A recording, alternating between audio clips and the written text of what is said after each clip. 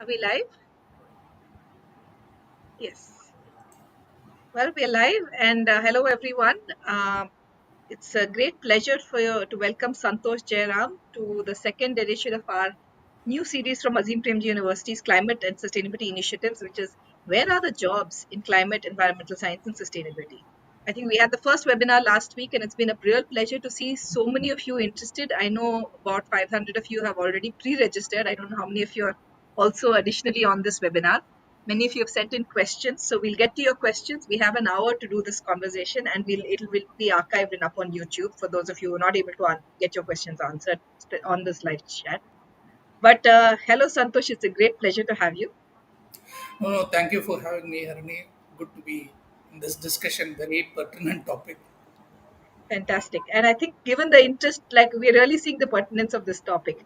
So I'll just dive in straight away and ask you, how did you get drawn to the sustainability field? What brought you here? And can you tell the audience a little bit about your educational background and all the different, very diverse things you've done with sustainability? Yeah, I mean, see, my career, I did my bachelor's in mechanical engineering. And of course, my first job was in cement industry. I was a process engineer. And so from there, I went into doing my master's in environmental science and engineering. I should say that that might be the kind of point in which I started moving into this direction. And And post that, when was that, Santosh? The environmental science and engineering? uh, 95? I in Mumbai, 95, 97. Yeah. So as we discussed, that would have been you would have been one of the first people in the country. Very few in those days were doing master's degrees in this area. Yeah, it was there for some time. We had some of the seniors as well, and some of the seniors are currently teaching. I know many of my seniors are teaching now in NITI, the IIM Mumbai, and other places as well. So yeah, but yes, relatively new, I should say, during that time. But even after passing out from the masters in environmental engineering, I think a majority of the classmates joined the IT industry at that time. So there were rarely a few of us who stuck to the environmental side of the things. And of course, post that I joined the Norwegian Veritas DNV, and mainly I worked on the. It was 2002 I joined. It was just about the Kyoto Protocol came into being. The whole of UNFCCC and the clean development mechanisms and those kind of things were happening. So the climate, the carbon market, and all those things was evolving. I've been part of that for some time, and then of course the over corporate sustainability regime started, and I think it was a natural evolution for many of us who were in that side, because we all knew that 2012 the market would collapse in the carbon side, so we need to kind of upskill ourselves into some things, and that's how I kind of moved into the corporate sustainability side and the consulting. And of course, 2012, I joined KPMG.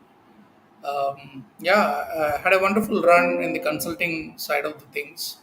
And yeah, 2021, I decided to take a break from the consulting side. Was part of HCL Tech as the uh, head of corporate sustainability there. Moving from a consultant to real implementation or doing the things from your own hands is an experience. So that was it. And currently, I'm in the cusp of things. Yeah, I am also taking over or want to move into a bit of academics and research. I'm joining the Amrita School of Sustainable Futures as a professor of practice. So, yeah.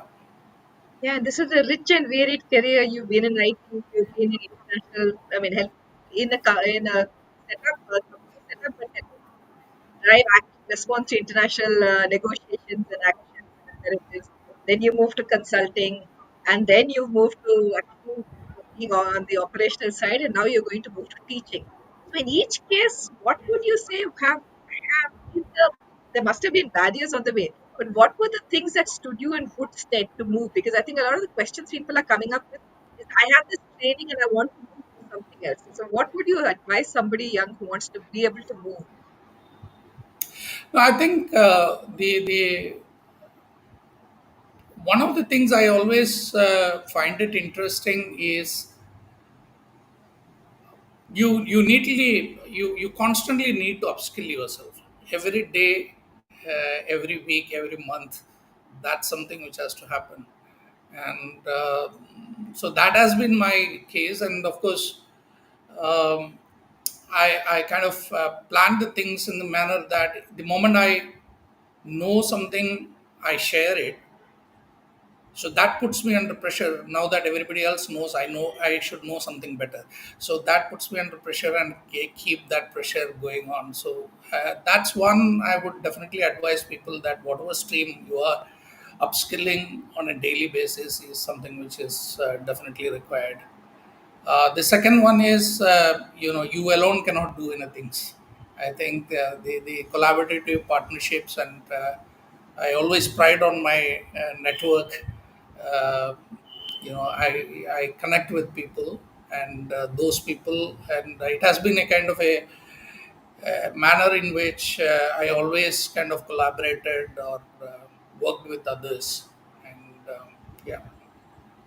So, two questions then, follow-up questions. One is, how would they upskill themselves? Because I think maths one something you might be reading papers or LinkedIn posts or latest. I've been looking at, for instance, a lot of what you post, and it's out there. But for someone starting their career, not knowing how to upskill, because there's so much junk floating around, there's so much good material. How do they upskill themselves? Um, so in the current world, earlier it used to be books for me, but in the current world, what you seek is what you get. Thanks to the AI behind most of the social media. So it's literally what you seek is what you get, and the moment you start looking at something, reading about something, it provides you more on that. So I think that it can be of good use as well as it can be a distraction as well. But for me, it has been good. So I pick up topics every once in a while. I pick up topics as to where I want to kind of dwell deeper. I still like reading books, so that's a lot of books which I read, and then of course LinkedIn is my place to go most of the times to kind of look at some of those subjects, and I go and do a lot of trainings. So Coursera's and all those places are still my go-to places. I enroll to trainings. I still do those trainings. That's fantastic to know. So I think one of the things we should, this effort to go explore Coursera and places like that, which have reliable courses from very well-known, reputed universities. LinkedIn I have found very useful. For instance, let's say I follow you and you have a post that is interesting. I look at who has posted, whom you're having conversations with, and then I would pick them up to follow. If I like that conversation and see that there is not just that this is an excellent post or something like that, but someone engaging. Often someone even pushing back and saying, you said this, but it doesn't make sense with this. And then there's a thoughtful conversation. And then you realize, okay, here's somebody who knows their stuff. So I'm just, from a young person's mind perspective, how do you figure out whom to follow? But also, how do you make networks? I mean, I think when you and I got into the world of sustainability in the early 90s, the crowd was a handful. You really knew, I mean, you could count on your fingers maybe 15, 20, 30 people that were doing things on sustainability across India. Now it's fantastic that it's grown, but it also makes it very hard for somebody to get the networks. And those in the well-known institutions, the IITs, the IIMs, the ISCs, Ashoka, Azim, Premji University will have their networks. But many are dialing from smaller towns and colleges. How would they make networks? I don't think today the location has a challenge, because as I'm speaking to you, I'm speaking to you from Guruvayur, right? Last Otherwise, 3 years I've been here. So location is not a challenge, but I think my definition when I say network is not about how many people I know. It's about how many people I know and they know me. uh, It's a so you take that extra effort to get that. connection. So it is up to you. You go that extra effort. But many people in my network will always say that it is not just that initial connection, but the constant touch base. That's an effort. That's a real effort where you need to be constantly in touch with them. The reliability, I think younger people miss don't often understand they think interest is more important than reliability. Interest is as important than as reliability. I'm sure Yeah. you had the same experience. We have many interns to show up. Some come up with brilliant ideas, but then in a week they've turned up for 2 days, then they have some other problem, then they again space out for another week, you don't see them. And Yeah, there might be some persistence. stay consistent. Persistence, I should say, Yeah, is very important. Which very today important. I also find it a little lagging. But I always uh,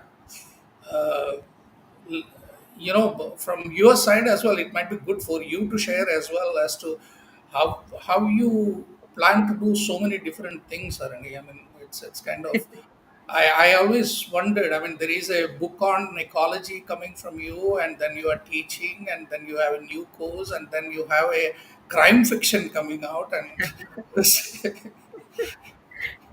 I think persistence, like you say, I mean, I think we all have multiple interests. The thing which is fascinating about sustainability to me is it is such a place for people with multiple interests. Someone might be approaching it from humanities, someone might just poetry, someone else is looking at certification, and someone is looking at the social side of behavior analysis, right? So it lets all of us come in. And I think, I mean, persistence, scheduling, making sure you fulfill your commitments, I think those are the things that sort of help us plan time and do multiple things. And that I think to be whatever the field younger people watching this would take away from is that pick something, plan ahead, decide how you're going to reach it. Not just that I want to do it in 3 weeks, but if I have to do it in 3 weeks or 3 months, whatever, that means I slice it into so many bite-sized tasks. That means I have to do an hour every day or half an hour every day or do this and the other things. Right. So how would you feel, for instance, like if you're now moving, when you moved from consulting, let's say from KPMG to HCL Tech, what were the things that you found that were most different in what was expected of you? Or and how did you make that switch? Or was it an easy switch and it was not a difficulty at all? no, every change is brings in different challenges, and even entering into KPMG, I have written a blog about it as well. I mean, I started on a wrong foot, and there is a blog which I have written said leading from behind, Huh. and even this shift, you are coming from a consulting world, and where you consult and maybe guide organizations, but here it is up to you to kind of deliver as well. And so you need to kind of change yourself to adapt to those conditions. There are good and bad in every environment, so you need to kind of yeah, I wouldn't say adapt, but yeah, you need to be in sync with that environment to deliver what is the best from your side. And what would you say? I mean, to me, again, I'm thinking out loud. Curiosity, not getting, I mean, a certain fearlessness. But fearlessness, I think, comes when you have curiosity because you get intimidated when you think a bit too much. When the problem excites you so much, or the opportunity to do something excites you so much, you just wade in and you don't think too much about it. Yeah, I think it's about the moment you kind of start thinking that you are getting stagnated. I wouldn't say Mm, stagnated from a position or all those things. Stagnated from a knowledge perspective. right. That's always where I kind of try to kind of reinvent myself into a new role. No, that's actually a very good segue into a lot of the audience questions because, as you know, many of you pre registered and have actually sent us some questions. So, one of the audience questions that people have asked is, uh, what kind of jobs? I want to switch my career towards ESG. I want to switch my career towards sustainability. Or I want to look at a lateral hire. I'm a corporate person and I want to move into the CSR and sustainability space. Or I'm a project manager and I want to move into sustainability. So I think people are thinking of shifting laterally. How would they shift laterally? See, I maybe I would take a little longer to answer this if that's okay with you, Yes, because of course. it requires a bit more in-depth this Yes, thing. yes. So before I kind of jump into the jobs, let's look at what are the drivers to that these kind of jobs, right? I mean, so I definitely think that the people in this call are already convinced that there is climate change. So with that, there is only one direction in which the development can go, right? Which is reducing the emissions and also adapting to the new normal. So, if you really look at, of course, you can question the pace at which these things are happening, as well as whether it is 1.5 degree aligned or 2 degree. And well, let's not get into those things. But definitely, the world has to move into a direction where both mitigation and adaptation to the climate normals has to happen. Now, adaptation, less talked about. If you really look at disaster management or design in public infrastructure or change in agricultural. So, for example, disaster management, we have seen the severity and the probabilities of incidents happening because of climate change. It is increasing in India as well, right? So, policy changes has to happen, technology interventions has to happen, infrastructure changes are required, because if you really look at the way in which we have been building things earlier, they don't stand anymore, so those things has to change. And more importantly, even for example, the prediction of these incidents, that also has to kind of change. Whether it is road designs. Even in the US, they say that more than 60% of the roads are not, or the design of the roads at present will not be compatible with the climate change. And bridge designs or stormwater drains. You can go on and on. I mean, you already seen the result of absence of fans and small windows in UK during summer, and what has its impact on the people there. So the infrastructure changes has to happen.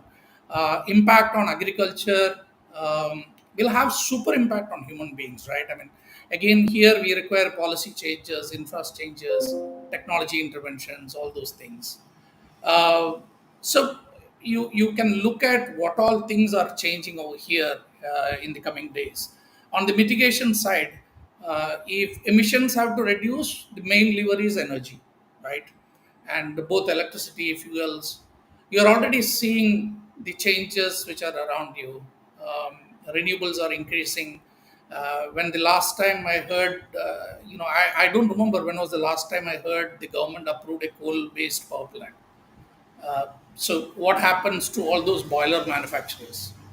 Or if somewhere in 2019, if a person went to TVS or Hero Motors and said Ola is going to be your competitor, I don't think they would have believed.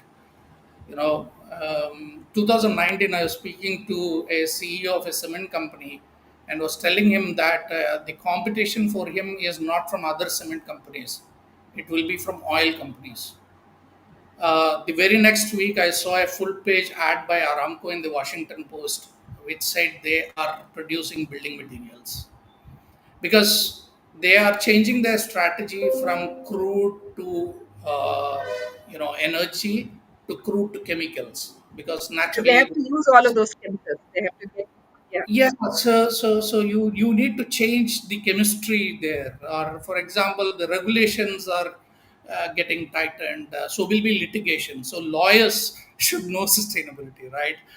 If you really look at IFRS or the International Financial Reporting Standards coming out with sustainability standards, that means accountants are getting it. Natural capital, social capital has to be accounted going forward. So any of these change, you are entering into an ESG big data this year. As we speak, this year, that's happening, like CSRD and other regulations. Over 1,100 metrics under CSRD, and we are talking about 50,000 companies in the next 5 years entering into that regulatory regime. So if that's the kind of data which is going to come in, of course, AI spin around the world of sustainability with both positive and negative impacting. It's not just the knowledge world or the knowledge based jobs, right? I mean, even skills for that matter. UK, just before the Glasgow climate change conference, they offered a subsidy for the people to retrofit their homes, but they had to close down that program because they didn't have skilled workers to meet the demand that came. And many new dimensions, whether it is battery, hydrogen, biofuels, all need completely different skill orientation. So it's not whether it is knowledge based jobs or skill based. We are poised at the cusp of time which definitely is going to change the way in which the professional is going to be. Every profession will have to integrate sustainability, and that's the way I see. Maybe from a job perspective, I'll put it into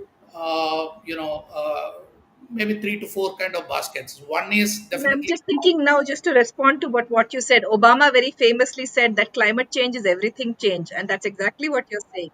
Whether it's architects or builders or public health people or teachers or whatever profession you can think of, you're going to have to somehow integrate climate change or generally sustainability thinking into your world.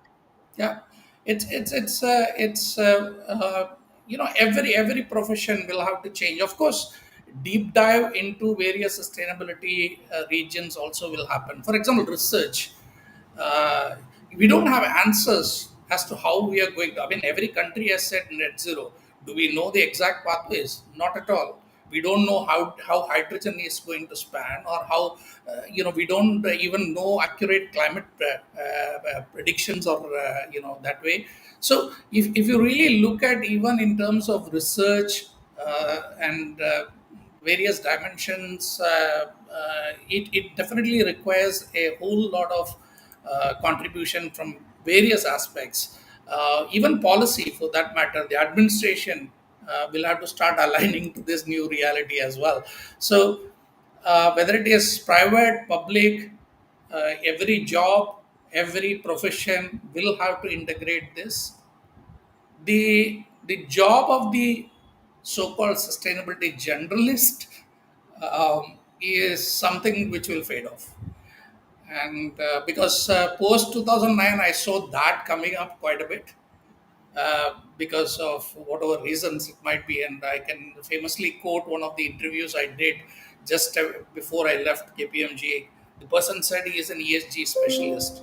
So I asked him, okay, if you are an ESG specialist, tell me.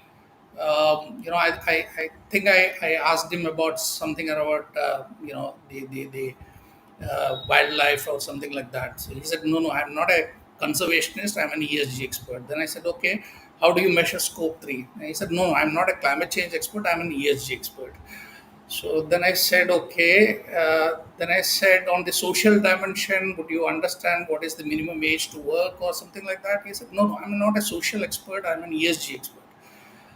I said, okay, do you understand what is a clawback policy or something? He said, no, I'm not a corporate governance expert. I'm an ESG expert. Now, I'm a little surprised.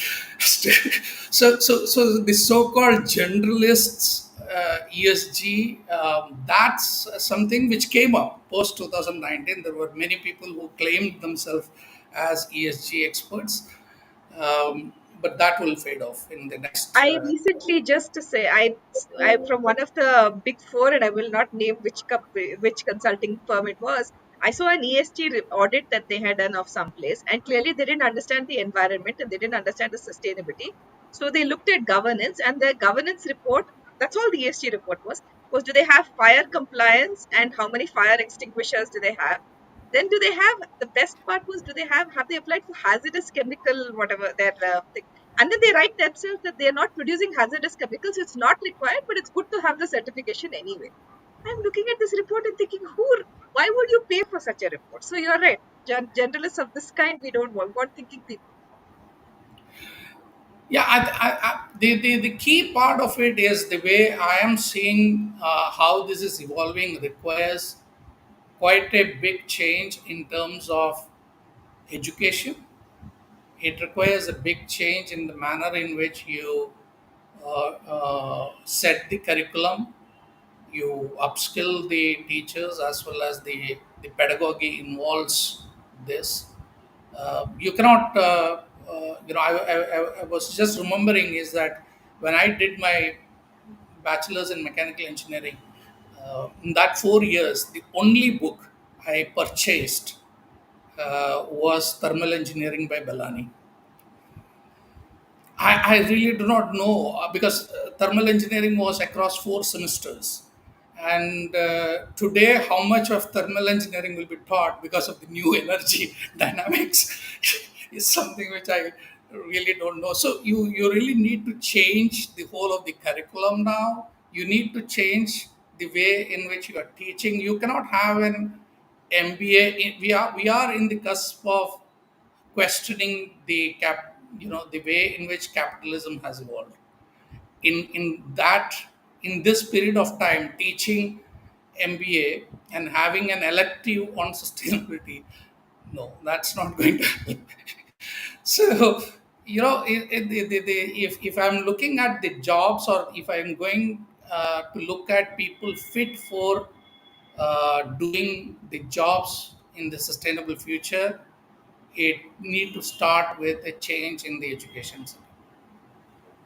And we've had teachers writing in, asking, for instance, if you are a teacher, what would your takeaway be for a student?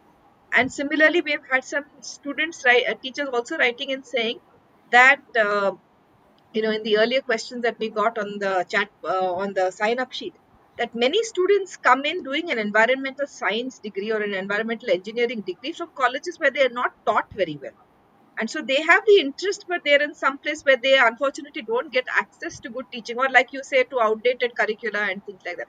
How do they then go forward? What is their approach? Coursera, yes, that is one thing that they do. Should they be thinking of internships, places that they can get skills? What can they actually do if they're in a, in a place where unfortunately this is the education they have? Their degree might look good on paper, but they know that they lack the knowledge.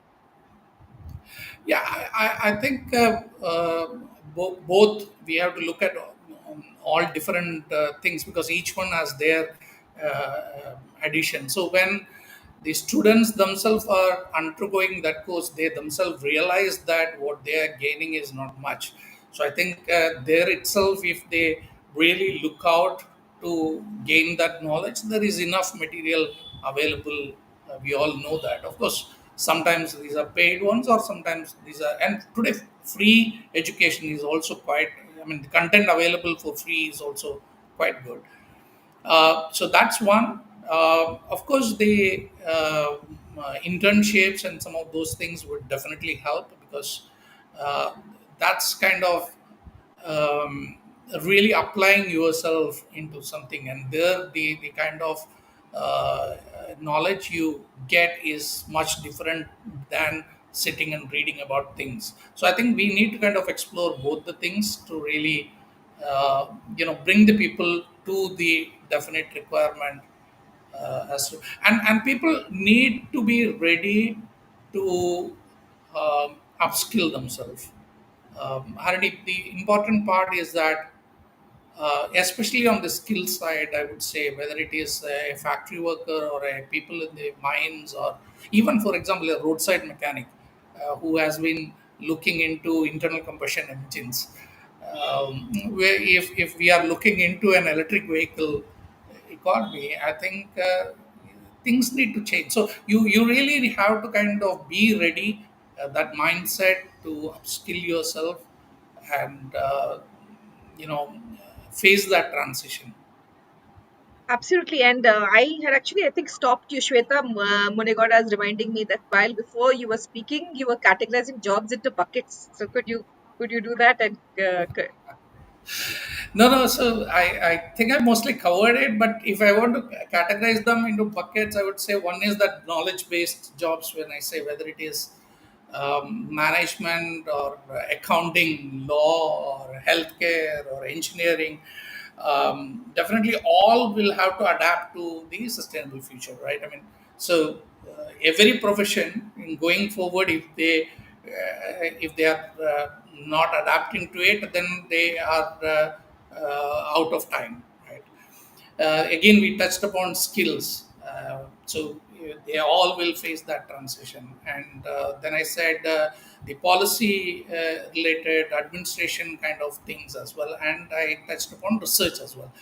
I would say research important because in India, we I doubt. I mean, I might be wrong, but the kind of focus what we give on research on sustainability is lagging, and and this is the core, right? I mean, let us understand that the race towards the sustainable future has brought almost every country in the same line of the race.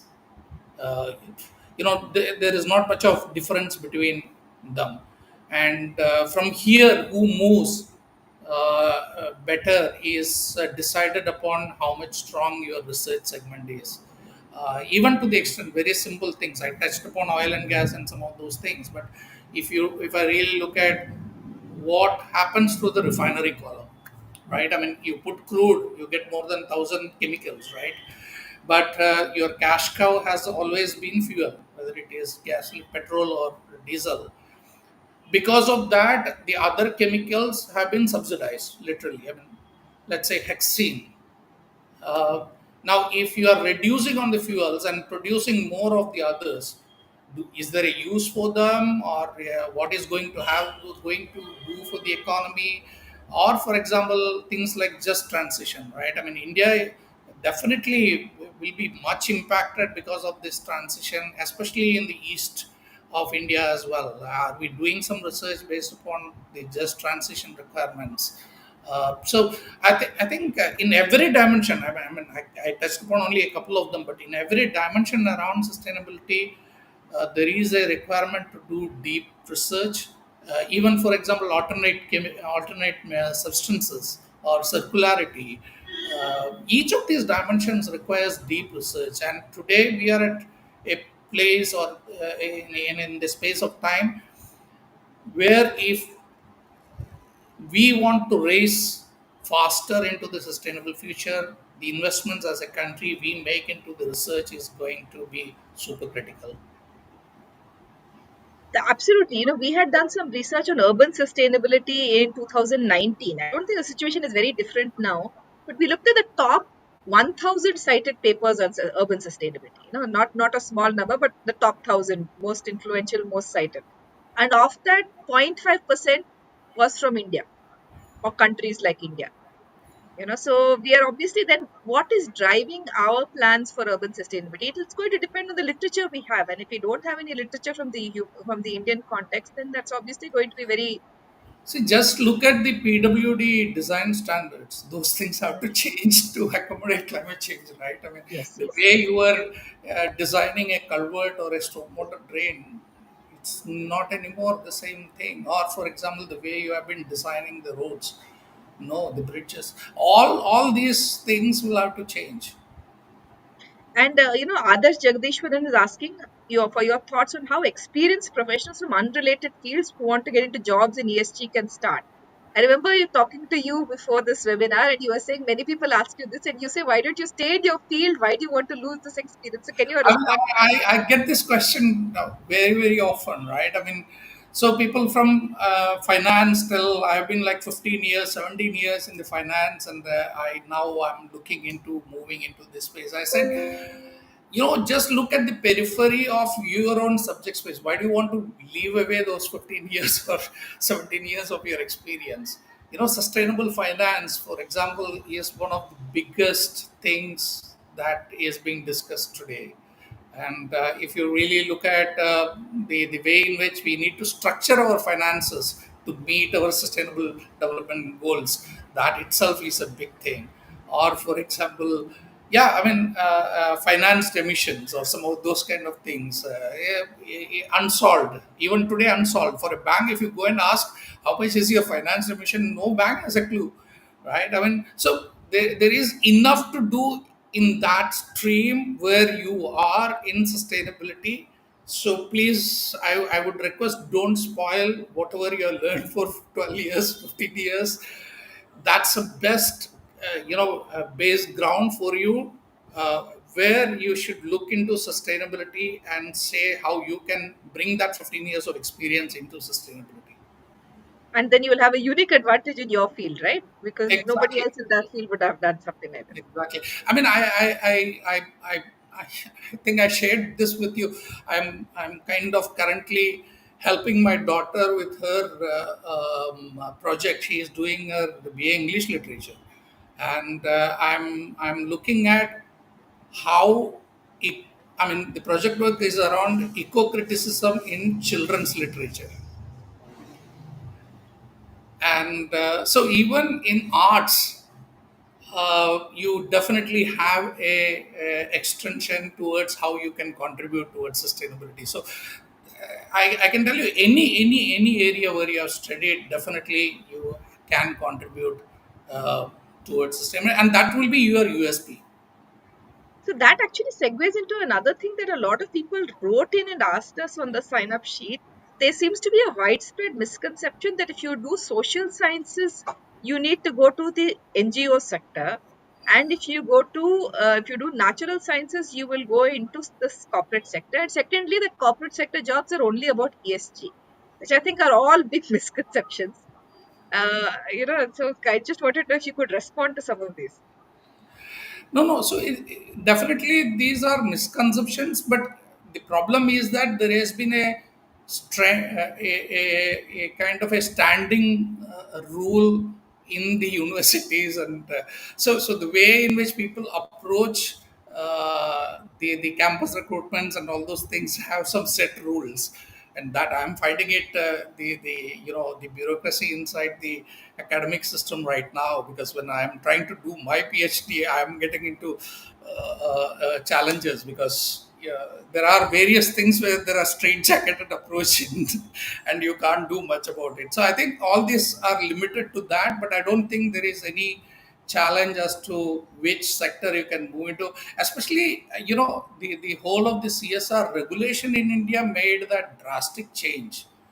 If you really look at it, I mean, there has been a number of corporate professionals who moved into the development sector, and there has been a whole lot of development sector professionals who moved into the corporate structure. And I kind of tell this to many of the social sector professionals. Today, if you really look at the hallmark of sustainability reporting today, is what we call as the integrated reporting, right? I mean, most of the forward-looking companies talk about it. The base on the integrated reporting is that business model chart, and that business model chart is nothing in the integrated report, is nothing but theory of change. So if And you understood the theory of change, you can go from one to another. Exactly. exactly. I mean, today, if you really look at corporate sustainability, you are doing with theory of change. So definitely, there is benefit in this interpopulation, and it will benefit both sectors.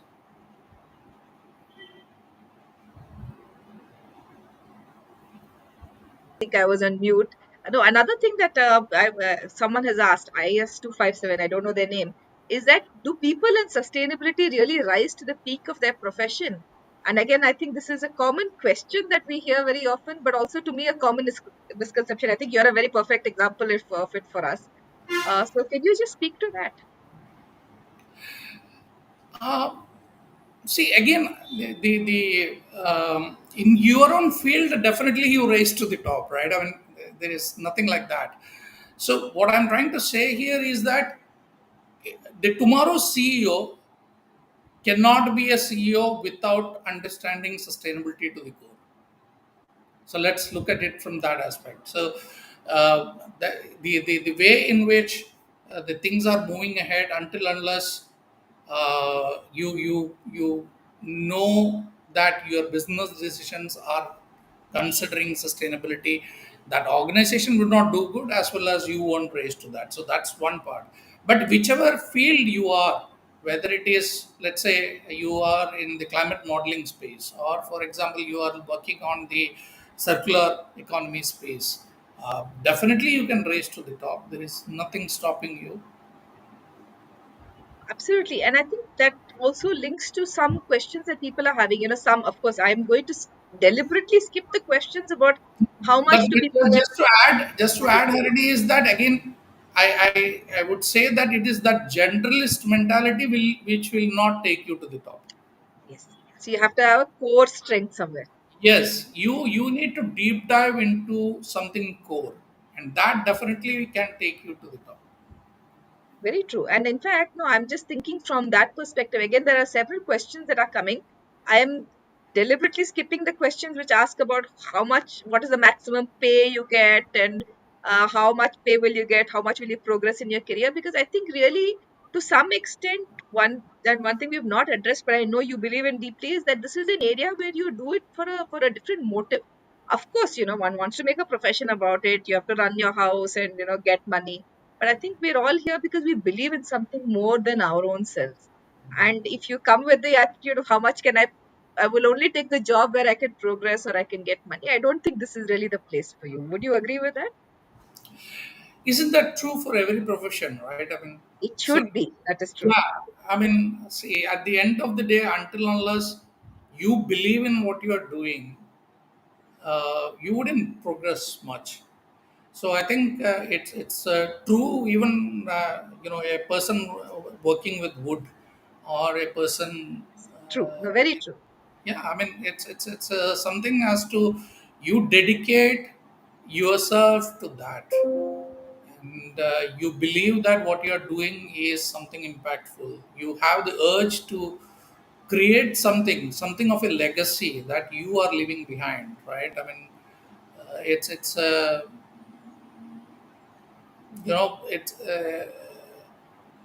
it's something like you need to leave that footprint behind, saying I was here, right? Exactly. I'm following up with something you said for about your daughter's BA project, for instance. And again, we've had a lot of people writing and saying, "I have a social science degree. How can I make the link into a sustainability job? Do I need to do something different?" So, can you talk a bit about that? What would someone with a humanities degree, or an artist, or a poet, or someone with a BA in English or Russian literature? We've had people who come in. What would I mean? We've seen something, but I'm curious from your perspective. What have you seen these people pick up in the sustainability sphere? See, I would ask a counter question as to kindly define what do you mean by a sustainable job, Yeah, because the challenge is that if you are looking into something uh, like what I'm doing as a corporate sustainability in HCL or something like that, that is something where people have really, I mean, if you look at the CSOs, take the CSOs from all the leading, let's say 50 companies or the top 100 companies in India, you will find that people have come from various backgrounds. There is no standard background, or there is no scripted kind of a pathway people have come here. I can name a number of them, but let me not get into naming here. But the key is just do that. I mean, take the chief sustainability officers of many of the corporate companies, and you will find that there are a number of them who have come from the social sector as well.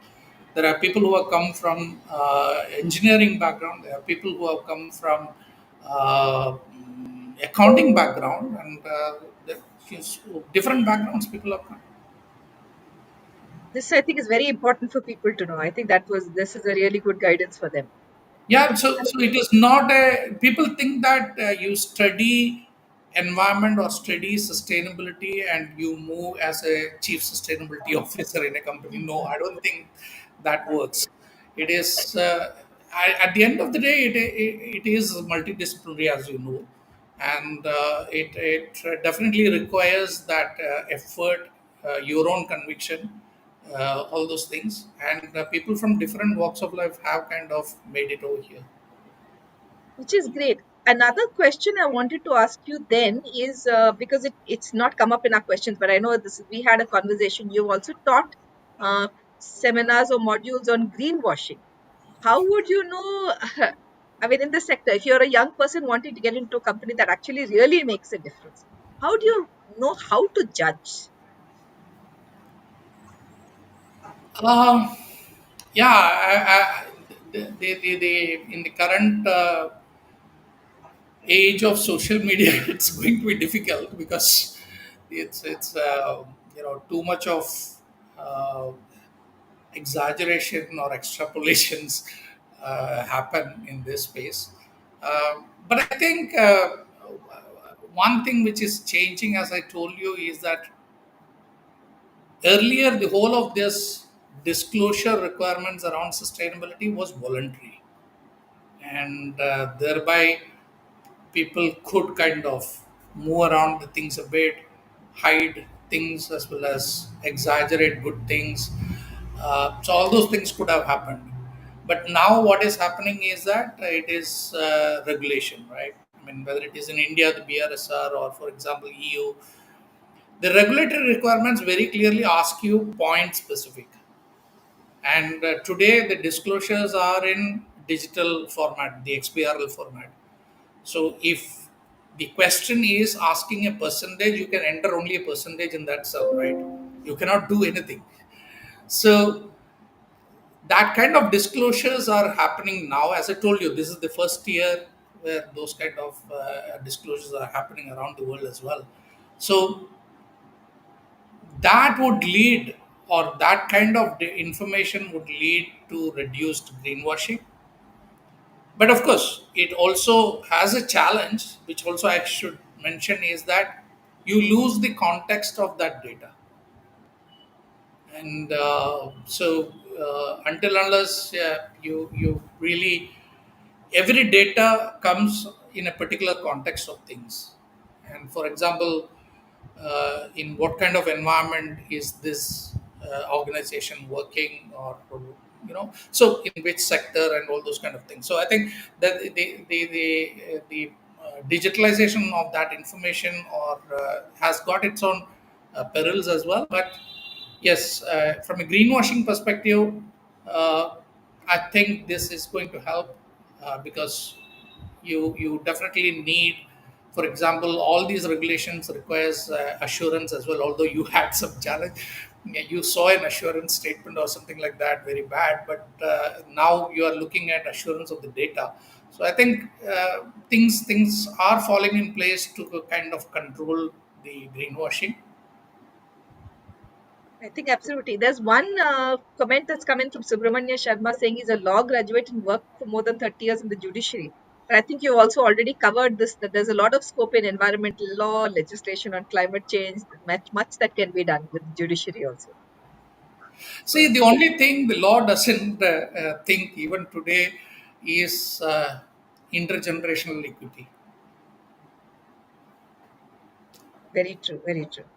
Sir, I I mean, mean, I would recommend if you can kind of consider the law as an intergenerational equity, then I think we can contribute quite a bit around sustainability. true. I wanted to, since we have about 5 minutes left before I just wanted to introduce what courses we have at Azim Premji University. One of the very interesting things that people asked is what made you shift to becoming to academia now, and what do you plan to do with this PhD program at Amrita University? It sounded very interesting to me, so I thought maybe you could tell people about this. I think in 2020 itself, the move for me coming back to Kerala was with an intent to go deeper more into research, and also I was thinking of starting a think tank or something like that. But of course, because of COVID and some uncertainties, I took the corporate job as well as worked on it. But it was always there in my mind to move in this particular direction, and it got uh, fast paced when last year Amrita Institute called me for a session with them, and it was at that time I learned about their PhD program and all those things. And the concepts like living labs and some of those things which they kind of talked to me about, where the PhD scholars go into the community, they do their project which is of benefit to the rural community, and that's how they acquire their PhD. So some of those kind of things, when you hear, you always think that you need to be part of that, right? So that was the reason why I thought that I could associate with them. Of course, this fall semester, maybe end of September or October, I start my first course for those PhD students. And the first course which I'm starting is impact measurement and management. So you can really relate that topic with what they are doing in the community as part of their research. So yeah, I mean that's the thought behind. Of course, at some point of time, you also think that you have spent so many years in the field of sustainability, and my thought process is that I want to leave some tangible work which could be referred in future in the name of Santosh Jairam. So there is a selfish motive as well over here to move in this direction.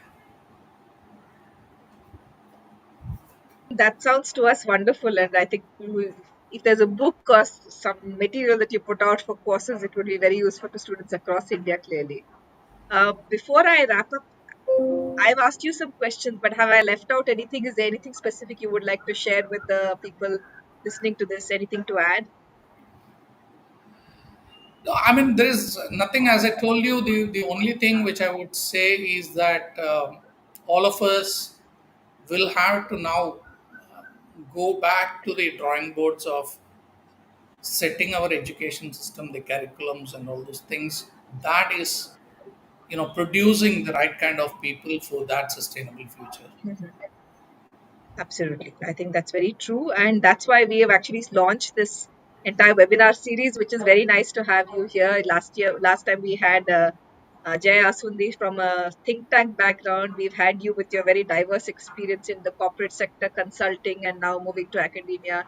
Next week, we will be speaking to someone from the Ministry of Renewable Energy. So we want to talk to the government, and then we will move to the development sector. And we really want to cover all kinds of sectors, because I think the thing is, wherever one is, like you said very correctly, you can make an impact, and that's really what we should be doing, all trying to make that impact. I just wanted to close by telling the people who are listening here about a little bit about the courses we have at Azim Premji University. And I'll just do that for a couple of minutes, if you'll allow me. We have a BSc, a 4-year BSc. So we have at Azim Premji University, we have a liberal arts and liberal science undergraduate program, both in our Bangalore and our Bhopal campuses. In the Bangalore campus for now, one of the majors we offer is a BSc in environmental science and sustainability. It's a disciplinary major which you can take for 80 credits. But you can also take a minor in sustainability, which is just going to be a relatively shorter amount for 25 credits. Right, and we teach you environmental science. That is lab, air, water, soil pollution. We will teach you some remote sensing and GIS. We will teach you other skill-oriented courses like environmental communication, environmental action, climate data analytics, qualitative and quantitative research methods. But I think from the perspective that Santosh and I were discussing, all of these are just skills which really have no relevance unless they are in some framework that makes you help make sense of the world. So our overall framework is that of a social environmental systems framework. That is, the world is a system where the social components interact with the environmental components. And so what society does influences nature and the environment. What happens to nature and the environment influences society, economy, culture, politics in turn. And so you really need to think of this as a coupled framework within which you learn all of this. And so justice, questions of fairness, questions of the world is finite, and under a very consumerist society, how can you actually make changes that move you towards more sustainability? It's not just carbon as a single molecule that determines sustainability, but there's much more to think about. So this is the framework we try and give you in this 4-year undergraduate program. It's also very internship oriented, that in the 4th year you actually you do an entire semester which is a research project or an internship, which builds far more skills than you can do just sitting in the classroom. Right? And the next slide, if you can show, Shashwat. We also are starting an MSc in climate change and sustainability next year that launches in May. For those who already have a 4-year or a 5-year degree, some might be engineering graduates, some might already have a master's. You can just do a 1-year MSc by coursework. For those who come in with a 3-year undergraduate degree, you'll have to do a second year, so an MSc by coursework followed by a second year of an MSc by research. And we have a number of courses, as you can see: climate change and planetary boundaries, renewable energy, research methods, life cycle analysis. And there are a number of career options that I've put in here. But again, within the same framework that we're teaching you, it's a very hit the ground running approach. You will do internships, they're embedded. We get a lot of people from industry who will be professors of practice. Like Santosh is doing for Amrita, we will have a lot of people coming in from the industry, so you get later exposure to latest ways of thinking. And we hope that many of you can do your research internships with the same people from NGOs, from civil society, from think tanks, so a variety of places that you get exposure to. And hopefully that will help you think through what you can take forward. I see some questions about whether you can do an MSc while continuing a job. At Azim University, we do offer a lot of different kinds of postgraduate diplomas for working professionals, but not the MSc program. This requires a 1 year full time. However, we also run a number of short courses for working professionals, and this follows the lines of the discussion we were having. So, we run courses, for instance, for journalists in how to do climate data journalism. We run courses for people who write environmental science books for children, and books for children on how to write environmental books for children. Nature writing for children, we call it.